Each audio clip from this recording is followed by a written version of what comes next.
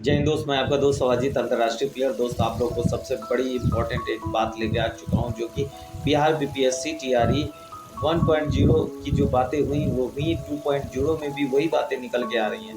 आपको मैं पहले से पुरानी वीडियो भी उठा के देख लीजिए, 2-4 दिन पहले की भी वीडियो देख लीजिए। उसमें भी मैंने आपको कहा था कि बीपीएससी की जो भर्ती हुई है उसमें 51 से 52% केवल लड़कियां अदर स्टेट की हैं और 49% लड़के जो हैं वो अदर स्टेट की हैं। लेकिन जो हमारे मुख्यमंत्री साहब ने कहा था कि 15% ही लड़के अदर स्टेट के भर्ती हुए हैं, बाकी सब बिहार राज्य के हैं। तो आपको एकदम साफ स्पष्ट हो चुका होगा कि कितना बड़ा आपके साथ धोखा और छल किया गया है। और ये आपको जानना जरूरी है कि बिहार में जो स्थितियां हैं, जो आज युवाओं के जीवन के साथ खिलवाड़ हो रहा है, आखिर क्यों हो रहा है और इसके होने का मुख्य रीजन क्या है। और इसके लिए जानने के लिए आपको अपने चैनल से जुड़ना होगा, तो आपको इसके बारे में पता चल पाएगा। जो भी भर्ती प्रक्रियाएं हैं उसके बारे में भी आपको जानना अति आवश्यक है। आपको बता दें, बिहार राज्य में अभी लगातार उन टीचरों को बाहर किया जा रहा है जो कि बिहार राज्य से अदर स्टेट के रहने वाले हैं और उन्होंने आरक्षण का लाभ लिया। यानी आरक्षण देने वाला कौन था? आरक्षण का लाभ लिया जिसने लिया, लेकिन दिया किसने? आखिर किस आधार पर उसने आरक्षण दिया, किस आधार पर भर्ती हुआ, उसकी अभी तक की गिरफ्तारी क्यों नहीं हुई? बिहार राज्य के युवाओं के साथ जो छल किया गया, जो खिलवाड़ किया गया कि 10% का ही आरक्षण अदर स्टेट को दिया जा सकता है, तो वहाँ पे 15% का आरक्षण क्यों बोला गया?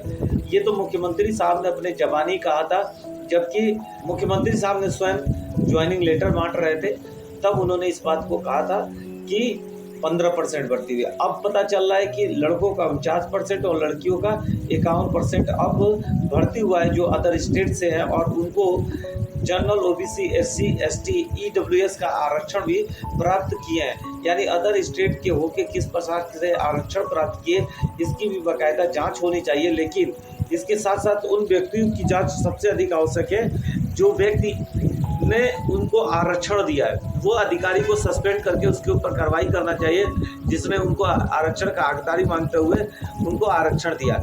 आखिर किस आधार पे? क्यों नहीं अदर स्टेट वालों को 10% के अंदर रखा गया? जो बिहार राज्य के युवाओं को आरक्षण मिलना चाहिए था, चाहे वो ईडब्ल्यूएस हो, ओबीसी हो, एसटी हो, एससी हो, वो आरक्षण अदर स्टेट को मिला। जबकि स्पोर्ट्स प्लेयरों को जो आरक्षण मिलना चाहिए था, उस आरक्षण का अनदेखा किया गया।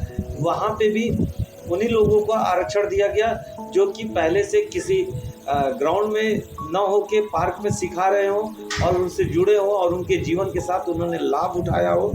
उनको आरक्षण देने का काम करके बिहार राज्य को एक बदनाम करने का प्रयास किया गया। आपको पता है, भाषा अर्ता को लेकर लोग कोर्ट केस में है, तथा इसका सेकेंड रिजल्ट यानी सप्लीमेंट्री रिजल्ट को लेकर भी कोर्ट केस में जीत लगभग तय है। उर्दू बांग्ला का जो भाषा है उसको भी देखते हुए पेपर रद्द होने का पूरा चांस बन रहा है। लेकिन तब तक एक नया रिपोर्ट खुल के सामने आ रहा है कि भर्तियों में धांधली हुई है, अदर स्टेट वालों को आरक्षण के साथ भर्ती किया गया। इसके पहले भी मैंने आपको बताया था, पटना और कई अन्य जगहों पे जहाँ पे सीटों से अधिक युवाओं को भर्ती करके वहाँ पे भेज दिया गया। आखिर इतनी बड़ी धांधली कैसे हो सकती है? इसके पीछे कोई ना कोई सरकारी कर्मचारी, नेता जरूर जुड़े हुए हैं जो इस धांधली को अंजाम देने का पूरा प्रयास कर रहे हैं और नए तरीके से उन्होंने चाल चले हैं। अभी आपको पता है कि बीपीएससी टीआरई 3.0 का जो पेपर हुआ था वो रद्द हो गया। अब दोबारा पेपर हो रहा है और पहले से ही चैलेंज किया जा रहा है कि इस भर्ती प्रक्रिया को रद्द नहीं किया जाएगा किसी भी हाल में। यानी ये एक धोखा होगा।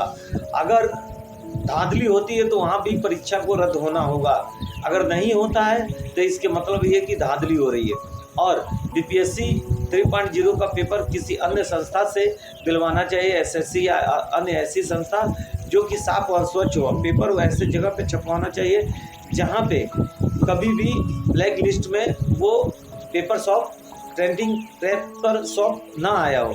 ऐसे जगहों से पेपर छपवाने से नए युवाओं और जो अच्छे युवा हैं वो सक्सेस हो पाएंगे। इसमें अपराध में जो संलिप्त कर्मचारी, अधिकारी के साथ साथ शिक्षा विभाग से जुड़े हुए लोग हैं या बीपीएससी से जुड़े हुए लोग हैं या सरकार से जुड़े हुए लोग हैं, उनके ऊपर सख्त से सख्त कार्रवाई करते हुए सजा देनी आवश्यक है। बिहार राज्य में नए युवाओं का नया भविष्य ये लोग खोने में लगे हुए हैं। मैंने कहा था कि ये जो परीक्षा है ये नए युवाओं के नए करियर बनाने के लिए परीक्षा है, लेकिन इसको भी अनदेखा करते हुए धांधली और धोखेबाजी के तहत इसको भर्ती कराने का प्रयास किया गया।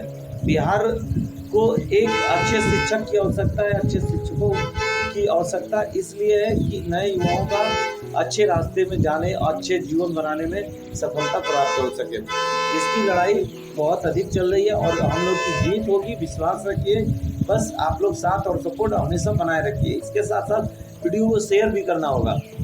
अभी आपको बता दें कि जो टीचर पकड़े जा रहे हैं उनका पूरा जो तनख्वाह दिया गया है उसकी भी वापसी की बात कही जा रही है और उनको वापस जमा करना होगा, नहीं तो उनको बाहर कर दिया जाएगा। जो 60% से कम परसेंटेज वाले लड़के हैं उनको भी भर्ती किया गया था, अब उनके लिए भी लड़ाई चल रही है कि उनको भी जल्द से जल्द बाहर किया जाएगा और इसका भी रास्ता आपको देखने को मिलेगा कि जो 60% से कम अंक प्राप्त करने वाले अभ्यर्थी हैं वो भी बाहर होंगे।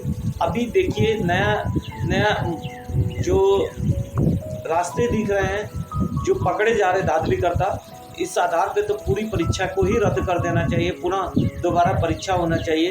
कहीं परसेंटेज की मैटर आ रहा है तो कहीं अदर स्टेट के लोगों को कोटा के तहत भर्ती कर दिया गया है, तो कहीं नकल हुआ है, धांधली हुआ है, कहीं भाषा आर्ता का पेपर लेने के बजाय हिंदी उर्दू का पेपर दिया गया है, कहीं भाषा आर्ता को शून्य कर दिया गया है। तो ऐसे बहुत सारे ऐसे मामले हैं जो कि बिहार राज्य के युवाओं को प्रभावित कर रहे हैं। पहले रूल लगाते हैं कि नहीं भाषा आर्ता मान्य होगा, बाद में शून्य कर देना, ये भी अपने में अपराध का एक रास्ता साफ करता है। और इसके लिए हर एक युवक को जगना होगा, अपने बिहार राज्य के लिए लड़ाई में हमारे साथ आना होगा कि उसकी जीत हम लोग सुनिश्चित कर पाए। लगातार हम लोग ने एक एक चीज़ों को पकड़ा है, उन अपराधियों को पकड़ा है जो अपराधी किसी न किसी माध्यम से शिक्षा माफिया से मिलके जो भी पैसे या सपोर्ट के माध्यम से भर्ती हो गए और या अपने स्थान पे दूसरे व्यक्ति को बैठा के पेपर दिलाए और बाद में नौकरी अपने ज्वाइन किए।